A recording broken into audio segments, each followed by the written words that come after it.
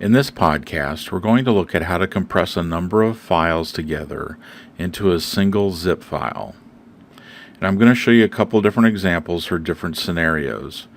The first one, we're going to have 4 files here that we're going to zip into one zip archive.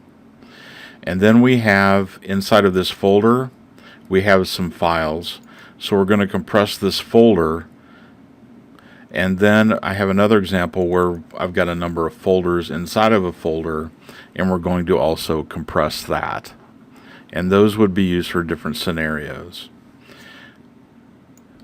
So I need to highlight all the files, and I can just click and drag around each of them. I can also use the control key to select the first one and just hold it down and click on each of them. Now once I've done that, I'm going to right click and I'm going to go down to Send to Compressed Zip Folder.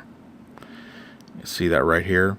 If you have other options like WinZip or Zip Central or other things, do not use those. Use the compressed zip folder. The reason is that this compression is easily unzipped within Desire to Learn and most other learning management systems.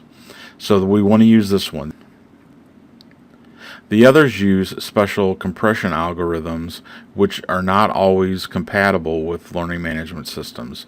So just use this one that's built into Windows, and you click on that, compressed, and it's created a folder or a zip archive down here. You'll notice it named it after one of the files, this one right here. You can't really control that, but you can always rename it by clicking and just rename like that. Now, this would be used if you wanted to upload those files, say in Desire to Learn, and wanted to unzip them inside of a specific folder that's already there, or you don't want them contained within a folder. If you have a number of files, like in this folder, that you want to unzip inside of a folder so that it creates a folder when it unzips, then you'd want to compress the folder itself. And for that, we're going to right click right on the folder. Once again, we just go down to Send to Compressed Zipped Folder, select it,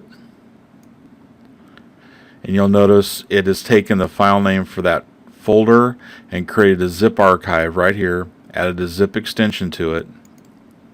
And you can tell from the icon here that zipper, that indicates that this is a compressed folder.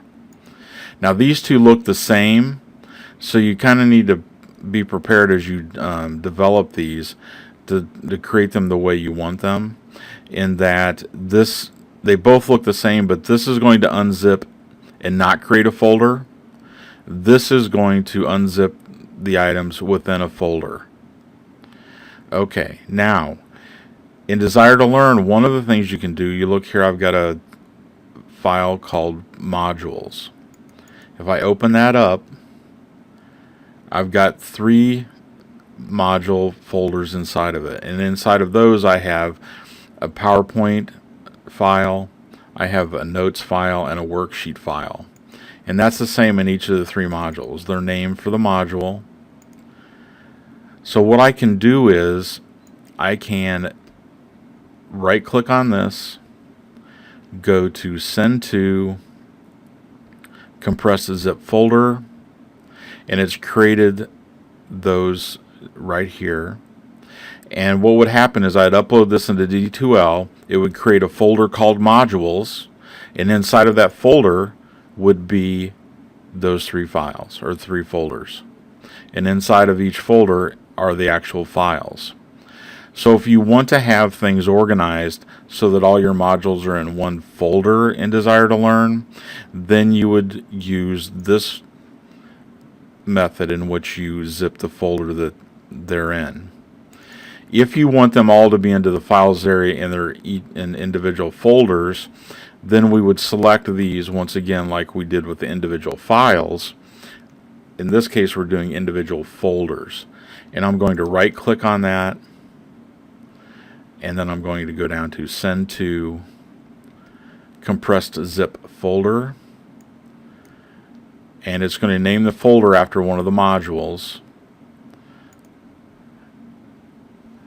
And I can always rename that like I did with the other one. And this would be used when you just want to unzip them into the files area into individual folders. And we'll look at some examples of that in Desire to Learn. But the important part here is knowing how to create these zip archives so you can quickly upload files to the learning management system.